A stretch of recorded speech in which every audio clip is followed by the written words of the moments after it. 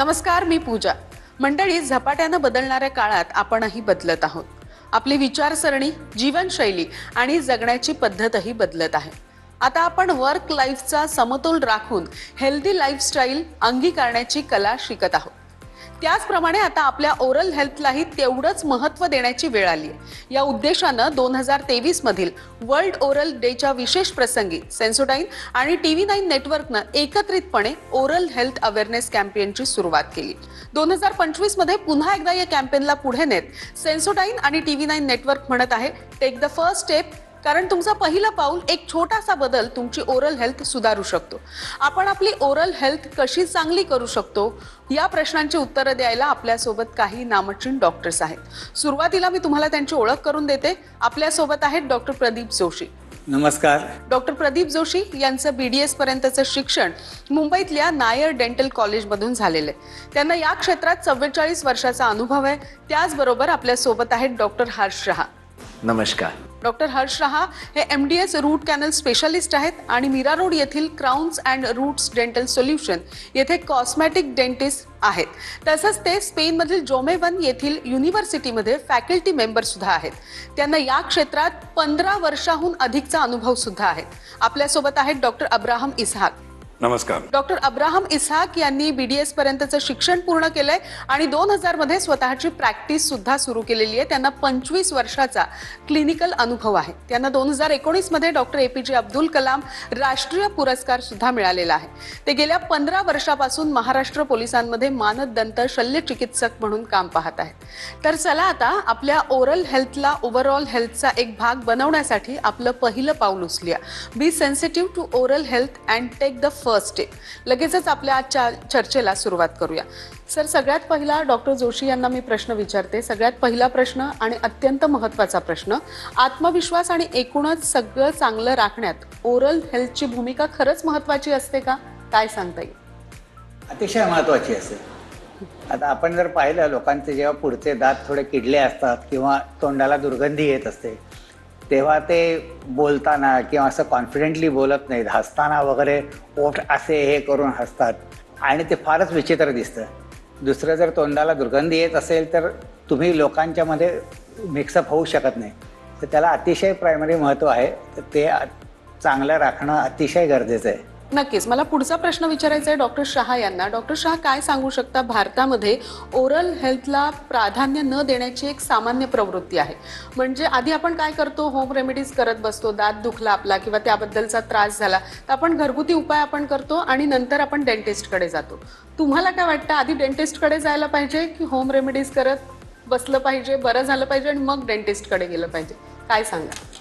नहीं, डेफिनेटली सबसे पहले डेंटिस्ट के पास जाना बहुत ज़रूरी है, बिकॉज जनरली हम लोग ये देखते हैं कि बाय द टाइम पेशेंट हमारे पास आते हैं it is already too late. तो जो प्रॉब्लम बहुत ईजिली पहले सॉल्व हो सकता था, अभी उसके लिए हम लोग को बहुत बड़े स्टेप्स लेने पड़ते हैं, बहुत ज़्यादा ट्रीटमेंट प्रोवाइड करना पड़ता है. Preventive treatment is the backbone of the entire dental industry. So it is important कि before you have any problems, एक बार चेकअप करवा लीजिए.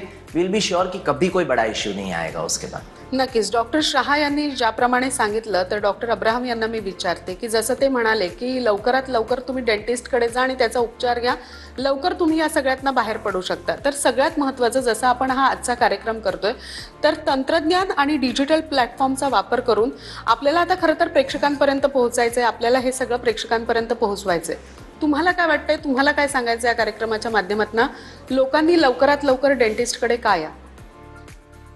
आजकल डिजिटल प्लेटफॉर्म बहुत ही इम्पोर्टेंट रोल प्ले करता है, क्योंकि डिजिटल प्लेटफॉर्म की वजह से लोगों को बहुत सारी चीज़ें मालूम पड़ जाता है. तो उसके वजह से अगर डिजिटल प्लेटफॉर्म के माध्यम से हम अगर लोगों को ज़्यादा इन्फॉर्मेशन प्रोवाइड कर सकते हैं, जो अपना ओरल हेल्थ या दांतों के बारे में ज़्यादा काळजी लेने के लिए हो सकता है, तो बहुत ही अच्छा है. नक्कीच. डॉक्टर जोशी, तुम्हाला विचारते की जसं आता डॉक्टर अब्राहम यांनी सांगितलं की या सगळ्याचा उपयोग होणं फार गरजेचं आहे. कार्यक्रम होत आहेत आता असे भरपूरसे, तर त्याच्याकडे लक्ष द्या. त्याच्यातनं काहीतरी माहिती घेऊन तरी तुम्ही सगळ्यात आधी डेंटिस्टकडे जा. तर मला आता अगदी महत्त्वाचा प्रश्न विचारायचा आहे की दंत आरोग्य सुविधा आणि प्रतिबंधात्मक सेवांसह ओरल हेल्थच्या ज्या पायाभूत सुविधा आहेत त्या सुधारण्यासाठी टेक द फर्स्ट स्टेप मध्ये सार्वजनिक आणि खाजगी क्षेत्र तुम्हाला कशा पद्धतीनं मदत करते किंवा तुम्हाला या बाबतीत आमच्या प्रेक्षकांना काय सांगायचं? आपापल्या पद्धतीने दोघांचेही प्रयत्न चालू असतात दोन्ही क्षेत्रातले. आता आपण बघतो खाजगी क्षेत्रामध्ये म्हणजे अगदी छोट्या छोट्या गणपती उत्सव वगैरे अशा छोट्या छोट्या कार्यक्रमांमधनं सुद्धा हल्ली जनरल मेडिकल चेकअप आणि डेंटल चेकअप होत असतं. ते अतिशय स्तुत्य उपक्रम असतात. तर तसं ते चालू राहावेत आणि खूप फायदा होऊ शकतो.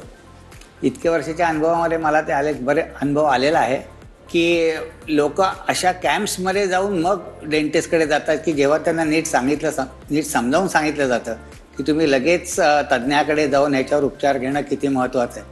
आणि अशी पण आता लोक बरीच येतात. त्याच्यामुळे हे अतिशय गरजेचं आहे. ते काम चालू आहे आणि असंच पुढे चालू राहील. नक्कीच. ज्या पद्धतीनं डॉक्टर जोशी तुम्ही सांगितलं की कशा पद्धतीनं जागरूकता होणं गरजेचं आहे आणि खरं तर ती होते असं आपल्याला म्हणायला हरकत नाहीये. लोकांपर्यंत सुद्धा ती पोहोचते, मात्र तरी सुद्धा बऱ्याच वेळेला लोक निष्काळजीपणा करताना आपल्याला दिसून येत आहे आणि त्याचसाठी खरं तर आपला हा आजचा कार्यक्रम आहे.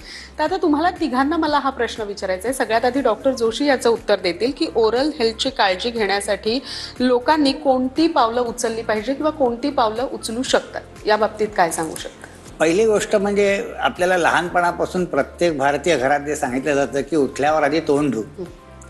आता हल्ली बरेच वेळा आळशीपणा केला जातो. मुलांचे जरा जास्त लाड केले जातात आणि तेवढं कठोरपणे मुलांना सकाळी उठल्याबरोबर आणि रात्री जेवल्यानंतर सुद्धा तोंड धुणे, दात घासणे, चुळा भरणे या गोष्टी तेवढ्या शिकवल्या जात नाहीत. सो अतिशय गरजेचं आहे की लहानपणापासून मुलांना घरनं पण आणि त्याचप्रमाणे हल्ली शाळांमधनं पण तसा अवेअरनेस क्रिएट केला जातोय आणि तो अतिशय स्तुत्य उपक्रम है. डॉक्टर जोशी ने जैसे बोला वो बहुत ही सही है कि हम दिन में 2 टाइम तो ब्रश करना ही ज़रूरी है. मगर जैसा है कि अभी बच्चे लोग बीच बीच में स्नैकिंग बहुत करते हैं. स्नैकिंग करने के बाद वो थोड़ी ब्रश लेके ब्रश कर सकते हैं क्योंकि वो 24 घंटे ब्रश के साथ नहीं घूम सकते. तो उसके वजह से हम लोग कैसा है, पेरेंट्स एडुकेट करना चाहिए बच्चों को कि पानी लेके कम से कम रिंस करें, कुल्ला करें.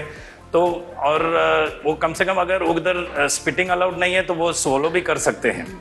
वो पानी से रिंस करेंगे तो जो मुंह में जो फूड पार्टिकल्स बैठे हैं वो वॉश आउट हो जाता है और उसके वजह से वो कैविटीज़ कम हो जाते हैं. फ्लॉसिंग एक ऐसी चीज़ है जो लोग ना ही करते हैं ना ही समझते हैं.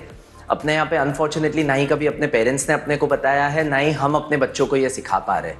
सिर्फ आप दांत का सरफेस क्लीन करके काम नहीं सॉल्व होता है. We also have to go between the teeth, तभी जाके वी कैन मेक श्योर कि पूरा ओवरऑल हाइजीन मेंटेन होता है. End this is the most basic step जिससे कभी कैविटीज नहीं होते हैं एंड बेसिकली आपको डेंटिस्ट को कम मिलना पड़ता है. लोकांना या कार्यक्रमाच्या माध्यमातून तुम्हाला काय मार्गदर्शन करावं असं वाटतंय? मला तिघांनाही विचारायचंय. तुमच्यापासून सुरुवात करते. हल्ली हे फास्ट फूड आणि ह्याच्यामुळे फारच दातांच्या तक्रारी वाढलेल्या असतात. सो ती लाईफस्टाईल बदलायला पाहिजे जेणेकरून आपण घरी केलेलं अन्न जास्त खावं. नॅचरल फूड ज्याच्यामध्ये नॅचरल फायबर्स असतील असं अन्न जास्त खायला पाहिजे. मुलांना केक आणि पेस्ट्रीज देण्याच्या ऐवजी आपण जर त्यांना केळं किंवा सफरचंद डब्यामध्ये दिलं तर ती लाईफस्टाईल बदलली तर त्याने बराच फरक पडू शकतो. बच्चे लोग को अभी हम रोक नहीं सकते हैं. बच्चे लोग की उम्र में चॉकलेट नहीं खाएंगे तो हमारे और आपके उम्र में तो चॉकलेट नहीं खाएंगे ना. चॉकलेट खाओ मगर उसके बाद जो है वो रिंसिंग बहुत इम्पोर्टेंट है. कुल्ला करना बहुत इम्पोर्टेंट है. तो बच्चों को उसके हिसाब से ट्रेन करना चाहिए क्योंकि बच्चों को ना सुनना बहुत अच्छा नहीं लगता है. हम लोग बहुत ग्रांटेड लेते हैं कि मेरे पास 32 टीथ है, एक आध दो कम हो गए तो उससे कोई फ़र्क नहीं पड़ने वाला है. But we routinely see cases जहाँ पे बहुत ज़्यादा फ़र्क पड़ता है टू द ओवरऑल हेल्थ.